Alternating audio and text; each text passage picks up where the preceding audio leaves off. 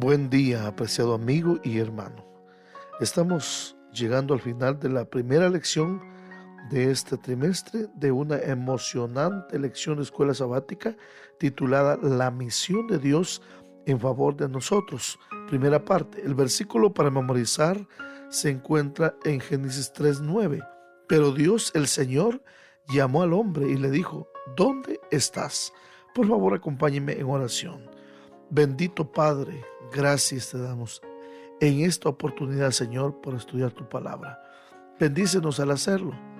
Mediante la presencia de tu Santo Espíritu, guíanos hoy y llénanos, Señor, de tu Santo Espíritu, para que podamos, Señor, enternecer, introspectar, meter tu palabra en nuestra mente y en nuestro corazón, para que juntos, Señor, podamos, Señor, mantener la enseñanza de tu palabra y también lo llevemos al terreno de la práctica. Lo agradecemos en el nombre de Jesús. Amén.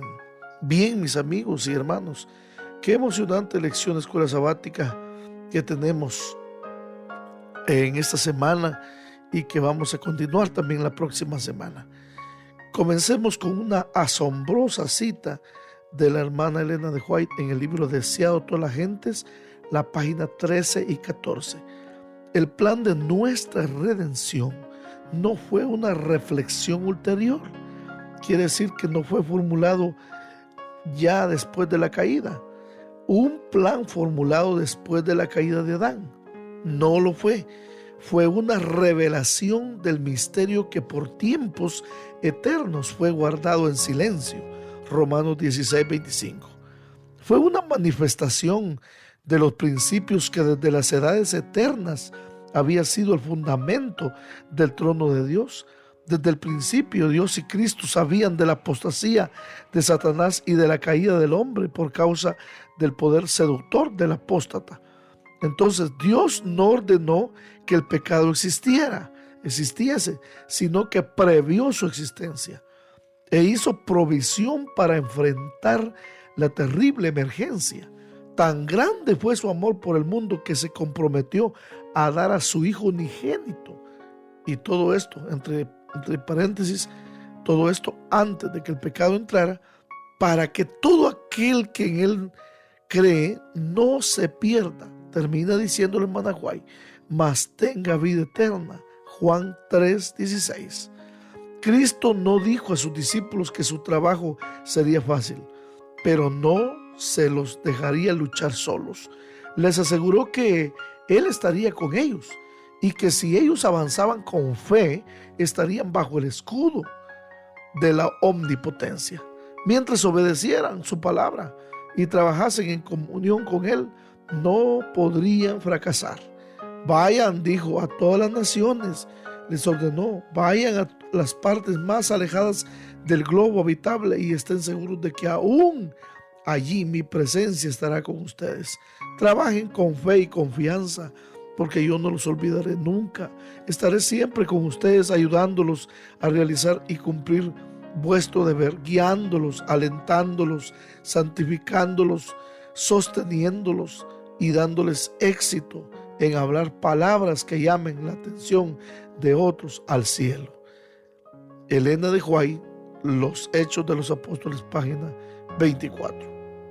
Preguntémonos para dialogar un poco acerca de la lección, al menos en 3 partes.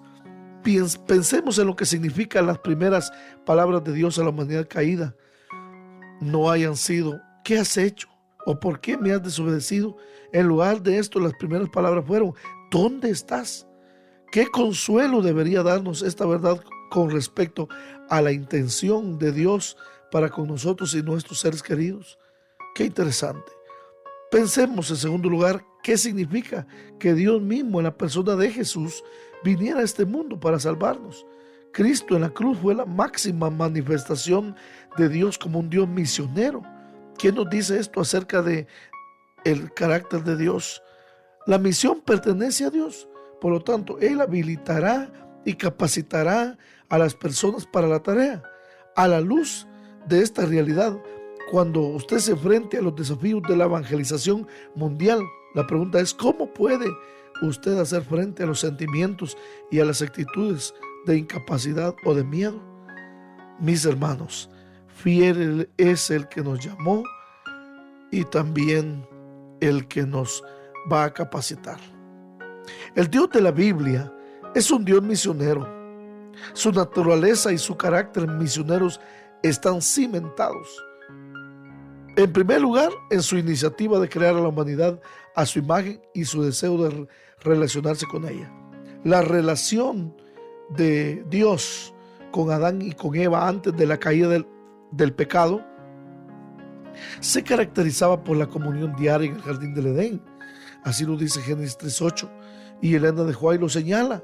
Mientras Adán y Eva permanecían fieles a la divina ley, su capacidad de conocer, gozar y amar iba a ir aumentando continuamente. Constantemente obtendrían nuevos tesoros de la sabiduría, descubriendo frescos manantiales de felicidad y obteniendo un concepto cada vez más claro de la inconmensurable e infalible amor de Dios. Patriarcas y Profetas, página 33. Pero por desgracia, el pecado interrumpió esa interacción cara a cara con Dios. La caída, mis hermanos y hermanas, no puso fin a la misión de Dios en favor de la humanidad. Le dio una nueva dimensión a esa misión. Después de la caída, la misión de Dios se basó en su iniciativa de redimir a la humanidad extraviada. Debido a su promesa de redención en Génesis 3:15, las Escrituras en su totalidad narran los diversos esfuerzos de Dios misioneros que puso en marcha para rescatar y restaurar a la humanidad pecadora a su plan original. Dado que la misión es un atributo de Dios, es decir, la misión está cimentada en la naturaleza y el carácter de Dios, entonces Dios se niega a abandonarnos. Mis amigos y hermanos, durante esta semana hemos visto, al menos en el tema la misión de Dios en favor de nosotros, en su primera parte, el versículo para memorizar: pero Dios el Señor llamó al hombre y le dijo: ¿dónde estás? Hemos visto por lo menos 3 grandes temas importantes. Fuimos creados para vivir eternamente con Dios. Y sin embargo, como lo hemos dicho, el pecado creó una brecha que nos separó completamente de su presencia. Pero Dios no renunció a su plan original. Se negó a separarse de nosotros. Entonces propuso una misión, y fue la de erradicar el pecado y restaurar a la humanidad a su condición inicial. En primer lugar, el primer gran tema de esta lección, la misión de Dios anunciada. Él fue la manera como Dios reaccionó ante el pecado. Y entonces ahí vemos que desde el principio la relación de Dios con la humanidad se basó en el amor, un atributo divino que Él compartió con nosotros. El amor debe ser ofrecido voluntariamente y se manifiesta en la obediencia a las leyes divinas. Por eso, la desobediencia de Adán y Eva perturbó nuestra relación con Dios. Pero Dios no decidió alejarse. Dios se negó a alejarse de nosotros. Más bien vino en busca y dijo a Adán y Eva: Dios el Señor llamó al hombre y le dijo: ¿dónde estás? Acercándose con preguntas que hicieran reflexionar a nuestros primeros padres, Adán y Eva, los animó a reconocer su error, porque les preguntó: ¿habrán comido del árbol que mandé no comiesen? Qué pregunta más interesante. Una pregunta con mucha cautela, con mucho amor. Les presentó también su misión redentora. Y mis hermanos, después de eso pasamos a la misión activa de Dios y vemos la presencia de Dios con nuestros antepasados, patriarcas, cómo Dios estuvo con ellos. He aquí yo estoy contigo, le dijo Dios a Abraham, a Jacob, y te guardaré por donde quiera que fueres y volveré a traerte a esta tierra. Y miren la frase interesante: porque no te dejaré hasta que haya hecho lo que te he dicho. Quizás esta mañana o esta oportunidad yo estoy haciendo mi comentario, pero hay alguien que está escuchando, alguien que ya dejó de confiar en la promesa de Dios. Bueno, yo no sé si estoy haciendo un comentario para algún Jacob de hoy, porque no te dejaré hasta que haya hecho lo que te he dicho. Mis hermanos, Dios tiene un plan especial para su vida, como lo tenía para Jacob. En primer lugar, su presencia no le abandonará. Usted debe creerlo firmemente, tal como Dios lo ha dicho en su santa palabra. Usted debe mantenerse firme creyendo esta promesa, porque la Biblia registra varias ocasiones cuando Dios mismo bajó para ver al hombre, por ejemplo, en la Torre de Babel. Por ejemplo, cuando Jacob huía, aparece Jacob soñando un sueño donde hay una escalera entre la tierra y el cielo, ángeles que subían y ángeles que bajaban. Luego desciende Dios también en el llamado que le hizo a Moisés en Éxodo 3, 7 al 8. Pero aparte de estos hechos puntuales que vemos en el caso de la Torre de Babel, con Jacob y con Moisés, aparte de estos hechos puntuales, vemos que Dios quiso estar personalmente con nosotros. En las personas de Abraham, Génesis 17, 7, con Isaac, el hijo de Abraham, Génesis 26, 3, con Jacob, el hijo de Isaac, Génesis 28, 15, con José, como lo menciona la Biblia en los capítulos de la historia de José en Génesis 39:2, mas Jehová estaba con José, mas Jehová estaba con José, mas Jehová estaba con José. Mis hermanos y amigos, Dios siempre ha estado con nosotros.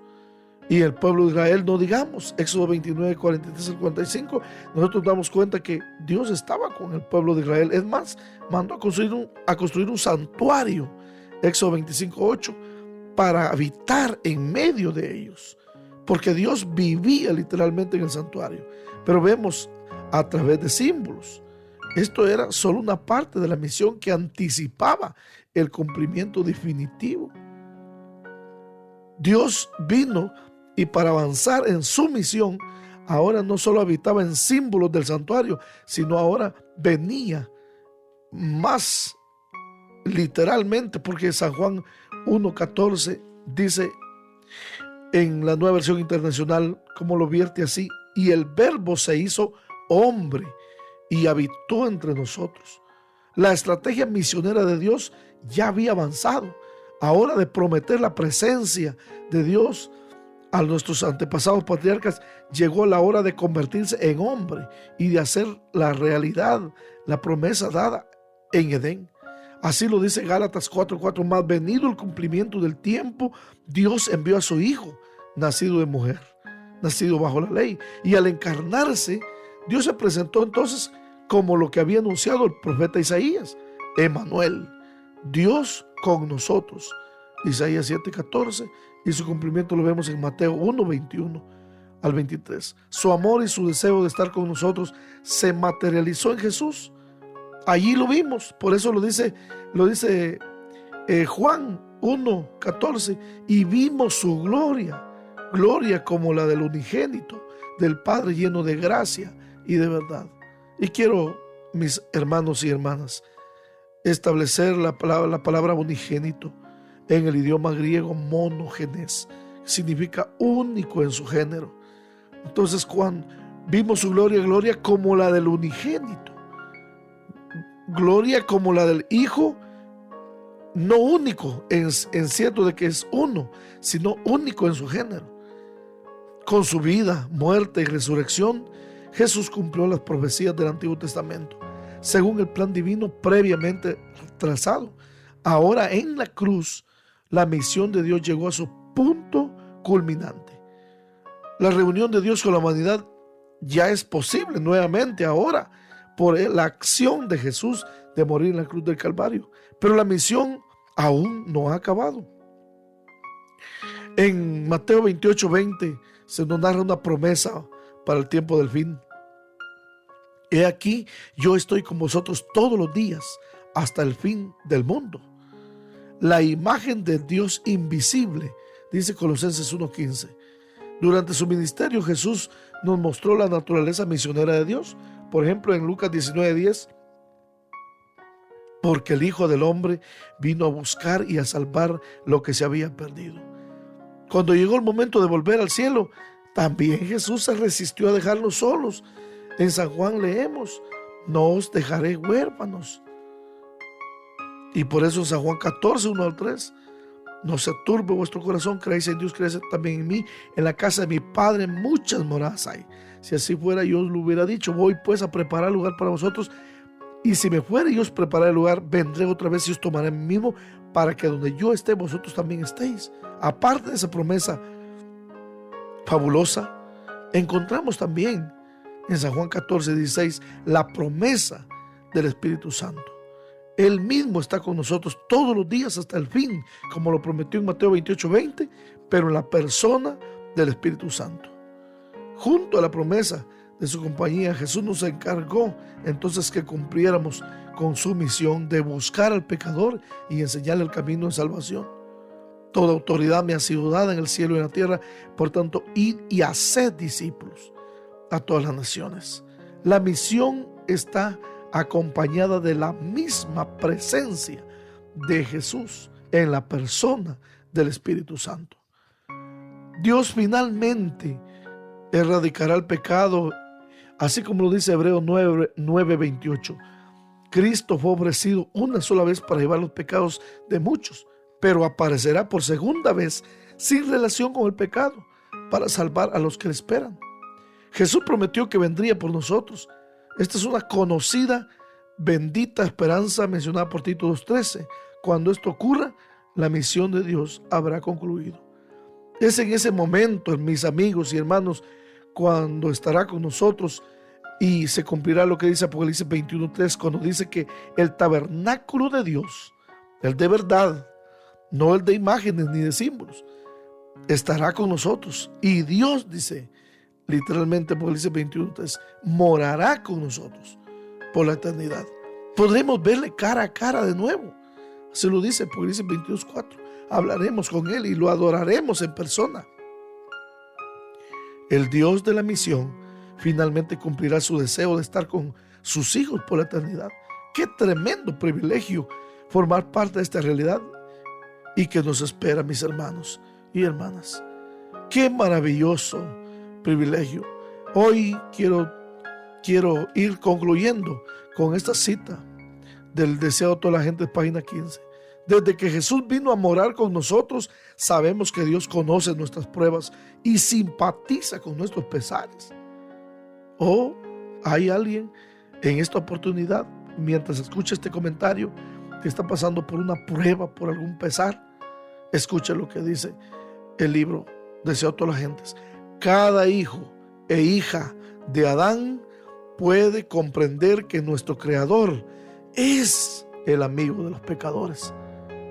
Muchas veces nos vemos relegados porque pensamos que hemos pecado, pero Él es el amigo de los pecadores, porque en toda doctrina de gracia, sigue diciendo, toda promesa de gozo, escuche hermano, todo acto de amor, siga escuchando mi amigo, mi amiga, toda atracción divina presentada en la vida del Salvador en la tierra, vemos a Emmanuel, Dios con nosotros. Mis amigos y hermanos, tal vez el maestro tenga sus limitaciones para poder impartir esta lección, pero quiero decirle que la misión de Dios es un atributo de Dios, desde el Génesis hasta el Apocalipsis. La Biblia, todo tiene un mensaje unificado, toda. Dios está empeñado en revertir las consecuencias de la caída.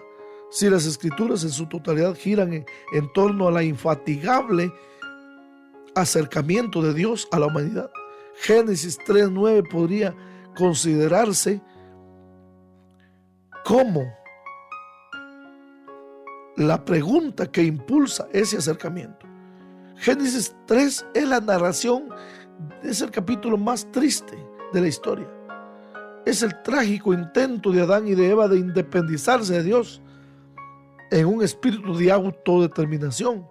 Este capítulo también es un recordatorio de la realidad del pecado y de sus consecuencias. Las consecuencias de la decisión de Adán y de Eva los llevaron a ocultarse de Dios, Y la primera reacción de Dios a la difícil situación de la humanidad llegó en forma de una pregunta. Adán, ¿dónde estás? Comprender el propósito de esta pregunta es esencial para entender la intención de todo el accionar de Dios en las Escrituras. En primer lugar, por empezar, la pregunta, ¿dónde estás? No es un interrogante teológico, es misiológico. Escuche, mi apreciado maestro de escuela sabática, la pregunta ¿dónde estás? Aparece con un adverbio de lugar. No es un interrogante teológico, no es ¿qué has hecho? La primera pregunta es ¿dónde estás? Es un interrogante misionológico. Esta pregunta revela que a pesar de la decisión equivocada de Adán y Eva, Dios no abandonó a Adán y a Eva. La rebelión humana no hace disminuir en lo más mínimo el deseo de Dios de relacionarse íntimamente con los seres humanos. En otras palabras, tu pecado y mi pecado no aleja el deseo de Dios de redimirnos. Dios nos sigue amando y nos sigue buscando como a sus hijos errantes. Hoy también nos pregunta, ¿dónde estás? La primera que la Biblia atribuye a Dios habla más de una condición que de un lugar. Por lo tanto, la pregunta no pretendía averiguar exactamente dónde se escondía Adán y Eva de Dios. Dios nunca hace preguntas para obtener información. Él sabe dónde estamos, cómo estamos. Su omnisciencia es una fuente de conocimiento ilimitado, incluso de lo que aún no existe. Al ser omnisciente, Dios sabía exactamente dónde estaban escondidos Adán y Eva, qué habían hecho y en qué condiciones se encontraban. La ausencia de Adán de su lugar habitual de encuentro con Dios era una clara evidencia de que algo estaba mal o andaba mal.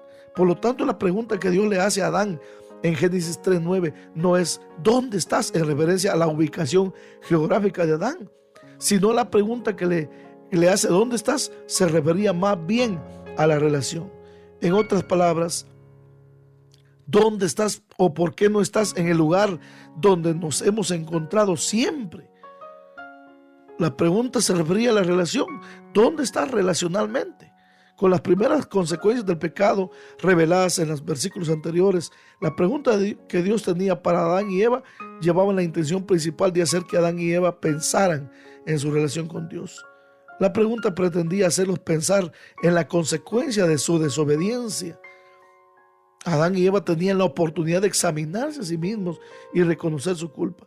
La pregunta de Dios equivale a la siguiente indagación: ¿por qué no apareciste en nuestro lugar habitual de encuentro? ¿Qué pasó con nuestra relación? ¿Para qué intentas mantenerte alejado de mí? ¿Qué significan estas hojas de higuera con las que están cubiertas? La falsa promesa de Satanás a Adán y Eva era que mediante la desobediencia llegarían a ser como dioses. En otras palabras, el pecado, según la propuesta de Satanás, mejoraría la vida de ellos. Pero sabemos que no fue así. Sabemos cómo terminó. Sabemos que Adán y Eva acabaron desnudos. Sabemos que en lugar de convertirse en dioses, su solución a la nueva situación fue coser hojas de higuera para ocultar su desnudez. Sabemos que eso no resolvió su situación. Ellos no habrían buscado esconderse de la presencia de Dios si eso no hubiera pasado. Más bien se habrían enfrentado a Dios porque Él supuestamente no quería su bienestar supremo. Pero además, la pregunta ¿dónde estás? Fue el clamor ferviente de un Dios misionero cuya angustia e indagación delata la conciencia divina del abismo que se había creado entre Él y la humanidad. La pregunta ¿dónde estás? Es la búsqueda más grande que Dios hizo. Era la invitación para que ellos también pudieran volver como hijos perdidos a una relación de amor y confianza con Dios. A la luz de la promesa de Génesis 3:15, el protoevangelio, la pregunta de Dios encierra una promesa de esperanza. Aunque el pecado ensombreció el plan divino para la humanidad a causa de la desobediencia de Adán y de Eva, el plan no se frustró. En medio del juicio, porque ahí se llevó a cabo un juicio, en el momento en que Dios se encuentra con Adán y Eva y le pregunta ¿dónde estás?, se llevó a cabo un juicio. Se hizo también una promesa de un redentor. Génesis 3 no es solamente el relato de la realidad del pecado y de sus consecuencias, también es el centro donde se encuentra la visión panorámica de la misión salvífica de Dios. En otras palabras, ahí, como lo dicen los teólogos, está el protoevangelio. Al menos habían 3 opciones cuando Adán y Eva desobedecieron a Dios voluntariamente. En primer lugar, Dios simplemente podría haberlo descartado, es decir, podría haber dejado que murieran como resultado de su pecado y luego haber creado seres humanos nuevos. Bueno, ya fracasaron, murieron, muéranse y hago otros seres humanos. Es la primera opción. La segunda, Dios podría haber dejado que Adán y Eva languidecieran para siempre bajo las consecuencias de su mala decisión. La tercera opción que Dios eligió fue la de la redención, salvarlos mediante su sacrificio. El abismo relacional creado por la desobediencia voluntaria de Adán y Eva, aunque quizás sufrieran las consecuencias de su pecado, no vivirían para siempre su condición caída. La redención de la humanidad no solo se prometió en palabras, sino que también se dio en acción. Por eso Génesis 3:21 dice: y Dios el Señor hizo al hombre y a su esposa túnicas de pieles y los vistió. Aquí vemos el método de Cristo comenzado por Dios. Aquí lo vemos, satisfaciendo una de las necesidades consecuencias del pecado. ¿Qué necesidad satisfizo Dios a nuestros primeros padres Adán y Eva? La necesidad de abrigo, la necesidad de cubrir su desnudez. Esta vestimenta es una expresión de la justicia y de la gracia de Dios. Aunque el pecado en cualquier medida es ofensivo para Dios, Él se ofreció bondadosamente a limpiarnos de toda la inmoralidad de la carne y a cubrir nuestra desnudez con su justicia. ¡Qué Dios tan amoroso, maravilloso! La encarnación de Cristo es la segunda parte de nuestra lección. Fue fundamental para el cumplimiento de la misión de Dios. Mientras que Génesis 3:21, Adán y Eva plasmaron la llegada del Redentor prometido vestidos con ropas confeccionadas por Dios mismo, con las pieles de los animales sacrificados. La promesa se materializó en el Nuevo Testamento con el nacimiento de Jesús. Mediante la encarnación, el Dios creador trascendente se hizo inmanente. Quizás algunos no logren comprender estas 2 palabras. La trascendencia de Dios es la capacidad que Dios tiene de sobreponerse a cualquier obstáculo por sus atributos de omnipotencia y omnisciencia y otros atributos que Dios tiene no comunicables con los seres humanos. Y la inmanencia de Dios es la capacidad que Dios tiene de acercarse al ser humano, de hacerse pequeño, de encarnarse, de relacionarse con los seres humanos, para revelar de la forma más plena, en términos humanos, la persona de Jesús. Él se identificó plenamente con la humanidad al momento de encarnarse con el propósito de revelar no solamente el amor de Dios, sino también su intención de salvar a la humanidad. Dios no se mantuvo al margen de la humanidad en su esfuerzo por salvarla. Dios tendió un puente para tomar la naturaleza humana y experimentar las penas y las tentaciones humanas. Mediante los diferentes aspectos de su ministerio, Cristo no solo anunció el reino de Dios con urgencia profética, sino que también lo encarnó. Aquí vemos, mis amigos y hermanos, la misión misma en cada uno de los actos del ministerio de Cristo. Cristo demostró el poder de Dios para revertir plenamente la maldición de la caída. Así lo dijo en San Juan 10:10, el ladrón, dijo él, no viene sino para hurtar, matar y destruir, pero yo he venido para que tengan vida y la tengan en abundancia. Cristo reformuló el concepto del amor de Dios a fin de que la gente pudiera entenderlo, experimentarlo y sentirse atraída hacia Dios. La muerte sustitutoria de Cristo fue la forma definitiva por la que Dios intentó reconciliar consigo a la humanidad que se encontraba marginada. El ministerio de Cristo y su sacrificio son la misión por excelencia de Dios. En último lugar de nuestra lección, la segunda venida de Cristo es la última parte de la misión de Dios para poner fin. Las últimas palabras de Jesús en la Biblia son, en Apocalipsis 22:20, ciertamente vengo en breve. La segunda venida de Jesús es la que va a poner fin a la misión de Dios que comenzó en Génesis con la caída y abrirá la fase de la misión de Dios en la tierra nueva. La venida de Jesús para reclamar a la tierra como su reino es la materialización de la promesa del Redentor hecha en Génesis 3:15. La fase de la tierra nueva, la misión de Dios, marca la reversión completa de las consecuencias de la caída. Así lo dice Apocalipsis 21:1. Vi un cielo nuevo y una tierra nueva, porque el primer cielo y la primera tierra habían desaparecido y el mar ya no existía más. Qué palabras más triunfadoras. Dios volverá a estar en medio de su pueblo. El sufrimiento y la muerte dejarán de existir y los seres humanos tendrán acceso al árbol de la vida, el mismo que Adán y Eva perdió en el jardín del Edén.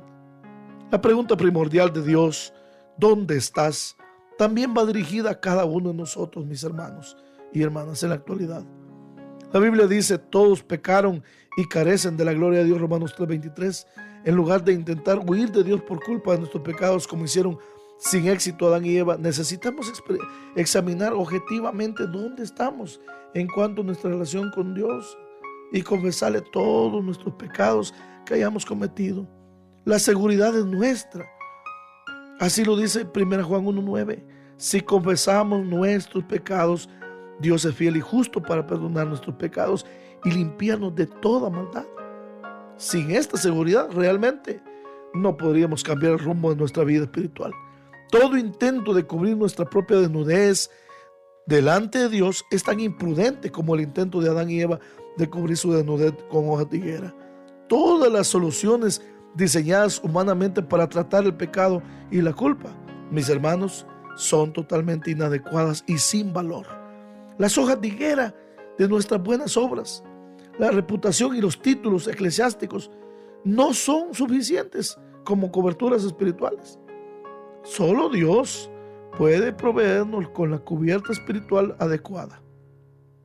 La única solución duradera es la cobertura, es la que nos ofrece por medio de Jesús. Dios nos cubre nuestro pecado y culpa, pero primero los quita y luego nos cubre con la justicia de Cristo. Dios no puede cubrirnos mientras estamos en el pecado. Primero nos perdona. Así como Dios salió en busca de Adán y de Eva, mis amigos y hermanos, también sale en busca de nosotros. No para castigarnos, sino para ofrecernos la reconciliación con el fin de salvarnos del juicio que merecen nuestros pecados. Es un privilegio, mis amigos y hermanos, compartir con ustedes la lección de escuela sabática. Me gustaría invitarle, mis hermanos y hermanas, dado la naturaleza de la lección de escuela sabática de este trimestre, porque aparece un reto cada día jueves, un desafío semanal y un desafío avanzado. El desafío para esta semana fue el día de ayer. Desafío, ora todos los días de la semana que viene para que Dios abra tu corazón a fin de ser parte de su misión. Y el desafío avanzado es averigua el nombre de alguna persona con la que te relacionas, pero que todavía no conoces. Un vecino, un compañero de trabajo, un comerciante, un conductor de autobús, un conserje, etc. Comienza a orar por él o ella todos los días. No tienes por qué saber dar un estudio bíblico. Siempre me gusta decirle a los hermanos y hermanas de mis congregaciones que practicar el método de Cristo es lo más sencillo que puede haber para evangelizar. Así que si usted tiene un compañero de trabajo allí en sus oficinas donde usted trabaja, en el taller, en la panadería, en cualquier lugar donde usted se encuentre, mis hermanos, comience a orar por ese compañero de trabajo, por ese vecino. Comience a orar. Ocupa la intercesión suya. Por lo tanto, mis hermanos y hermanas, yo quiero orar y quiero orar por cada maestro y por cada uno de ustedes que escuchan este comentario, para que Dios les dé el privilegio de unirse a Él en la misión de poder interceder, comenzar a practicar el método de Cristo. El método de Cristo, por si usted no lo recuerda, es Jesús, dice, se mostraba a los hombres como alguien que deseaba hacerles bien, atendía sus necesidades, les mostraba simpatía y entonces les decía: síganme. Ustedes acérquense a las personas como alguien que desea hacerles bien.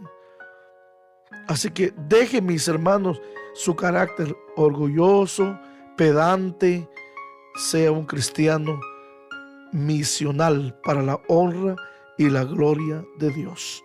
Oremos. Poderoso Padre que estás en los cielos, infinitas gracias, nuestro Dios, por no abandonarnos a nuestra suerte en la desgracia. Gracias por buscarnos. Ahora, Señor, ya que nos buscaste, ya que nos redimiste, ya que nos salvaste, danos a nosotros el deseo de buscar para salvar a los perdidos. Ayúdanos a practicar el método tuyo, el que dará éxito en alcanzar a las personas. Por favor, Señor, bendice a todos mis oyentes. Dales también el poder, esa presencia que prometiste al final del tiempo a los que cumplirían la misión de ir y hacer discípulos. Por favor, donde quiera que se encuentren mis oyentes, sé con ellos y bendícelos grandemente, suple sus necesidades. Lo agradecemos en el nombre de Cristo Jesús. Amén y amén.